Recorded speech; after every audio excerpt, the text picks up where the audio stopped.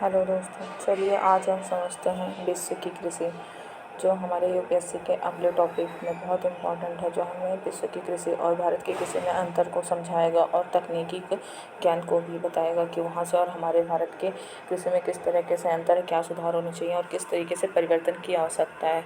चलिए शुरू करते हैं यूपीएससी का नेक्स्ट टॉपिक, विश्व की कृषि। नंबर 1 पे आता है परंपरागत कृषि। यह कृषि प्रणाली हजारों वर्षों से चली आ रही है और मुख्य रूप से स्थानीय संसाधनों और पारंपरिक ज्ञान पर आधारित है।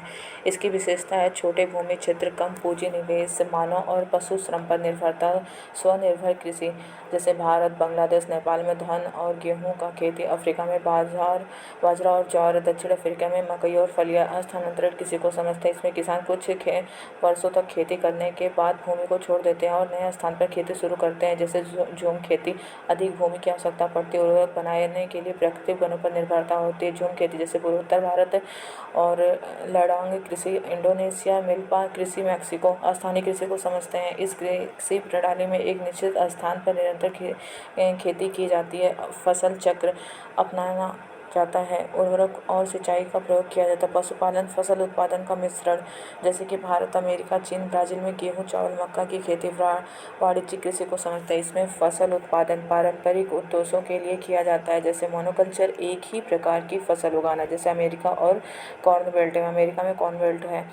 रोपड़ कृषि, बड़े पैमाने पर एकल फसल जैसे चाय, कॉफ़ी, रबड़। मिश्रित कृषि जैसे पशुपालन और फसल का उत्पादन, जैसे चाय, कॉफ़ी, रबड़ भारत और श्रीलंका, ब्राज़ील में होता है। गेहूं, मक्का, सोयाबीन अमेरिका, कनाडा में। कॉटन और गन्ना भारत और ऑस्ट्रेलिया में।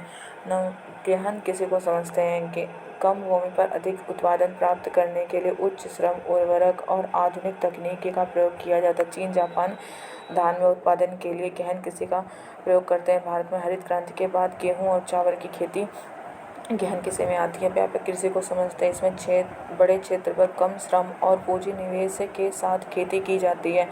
अमेरिका, कनाडा, रूस, ऑस्ट्रेलिया गेहूं उत्पादन के लिए जाने जाते हैं। अर्जेंटीना में मांस और डेयरी फार्मिंग के लिए जानी जाती है। बागवानी कृषि को समझते हैं। इसमें फल, सब्जियां, फूल, औषधि पौधों की खेती की जाती है। फल और फूल नीदरलैंड, इटली में।